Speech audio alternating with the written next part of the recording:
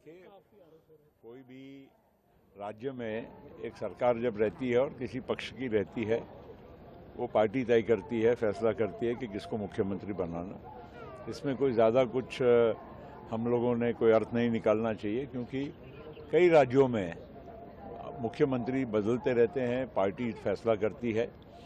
No doubt Manipur एक विशेष परिस्थिति से गुजर रहा है और बीरेन्द्र सिंह का भी बहुत साल का अनुभव उस राज्य को चलाने का रहा है, लंबा उनका अरसा रहा है। मैं भी उनको बहुत साल से जानता हूं, तो इसलिए कोई किसी का इस्तीफा हुआ और कोई नए मुख्यमंत्री बनेंगे तो उसमें कोई विशेष हम लोगों ने अर्थ नहीं निकालना चाहिए। आरोप हो रहे थे, घेरा जा रहा था, उसके कारण आखिर में यह फैसला लेना पड़ा। भाई देखिए, कई जगह मुख्यमंत्री, मैंने कहा ना कि कोई परिस्थिति निर्माण होती है, पार्टी, कोई भी राजनीतिक पार्टी उनकी सरकार को सुचारू रूप से चलाने के लिए फैसले समय समय पर वहाँ की परिस्थिति के अनुरूप लेती है। तो ये भी मैं समझता हूँ कि उसी का एक हिस्सा है।